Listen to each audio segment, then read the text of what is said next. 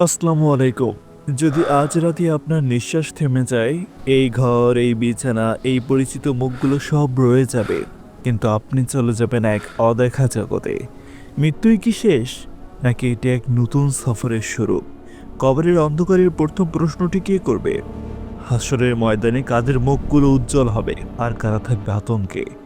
আজ আমরা জানব রুহের সেই সফর, মৃত্যু থেকে হাসরের মাঠ পর্যন্ত, কোরআন ও হাদিসের আলোকে। ইসলামের মৃত্যু কোনো সমাপ্তি নয়, এটি এক পর্যায় থেকে আরেক পর্যায়ের প্রবেশ। আল্লাহ তাআলা বলেন, প্রত্যেক প্রাণীর মৃত্যুর স্বাদ গ্রহণ করবে, এরপর শুরু হয় বারজাখের জীবন। এই বিষয়টি শুধু ভয়ের নয়, এটি সচেতনতার। আমরা কোথায় যাচ্ছি, কিভাবে যাচ্ছি এবং কি নিয়ে যাচ্ছি, এই প্রশ্নের উত্তর জানা প্রতিটি মুমিনের জন্য জরুরি। রাসূলুল্লাহ সাল্লাল্লাহু আলাইহি ওয়াসাল্লাম বর্ণনা করেছেন, যখন মুমিনের মৃত্যুর সময় আসে, আসমান থেকে ফেরেশতা নেমে আসে। তাদের মুখগুলো উজ্জ্বল, তারা জান্নাতের কাফন ও সুগন্ধি নিয়ে আসে। মালাকুল মউত বলেন, হে প্রশান্ত আত্মা, বের হয়ে এসো আল্লাহর সন্তুষ্টির দিকে। রূহ বের হয় খুব সহজে, যেমন করে পানির পাত্র থেকে পানি পড়ে। আর কাফেরদের ক্ষেত্রে হাদিসে এসেছে, তাদের রূহ টেনে বের করা হয়, যেমন করে ভেজা উল থেকে কাঁটা টেনে তোলা হয়। এটাই প্রথম পার্থক্য। মুমিনের রূহকে আসমানে নিয়ে যাওয়া হয়। প্রতিটি স্তরে ফেরেশতারা জিজ্ঞাসা করেন, এই পবিত্র রূহ কার? তার সুন্দর নাম ধরে পরিচয় দেওয়া হয়। আসমানের দরজা খুলে যায়। আল্লাহ তাআলা বলেন, আমার বান্দার আমলনামা ইল্লিনে লিপিবদ্ধ করো। তারপর রূহকে আবার পৃথিবীতে ফিরে আনা হয়, কারণ সামনে আছে কবরের পরীক্ষা। কাফেরের রূহ, তার জন্য আসমানের দরজা খোলা হয় না।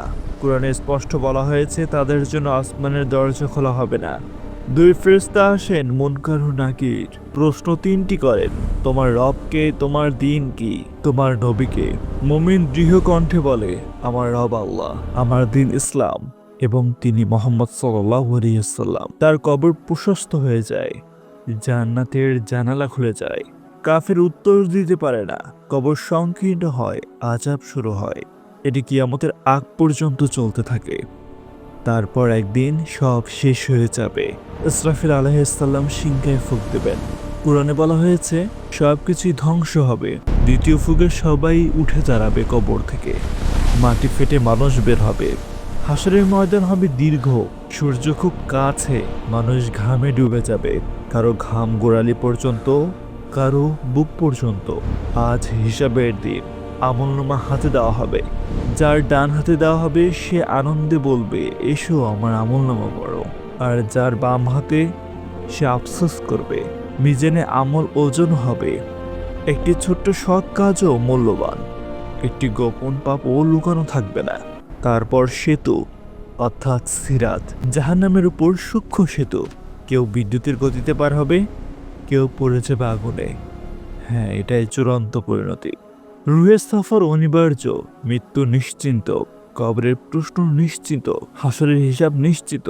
আমরা এই পৃথিবীতে সাময়িক, কিন্তু আখিরাত চিরস্থায়ী। ভিডিওটি ভালো লাগলে লাইক দিন এবং চ্যানেলটিকে সাবস্ক্রাইব করে দিন।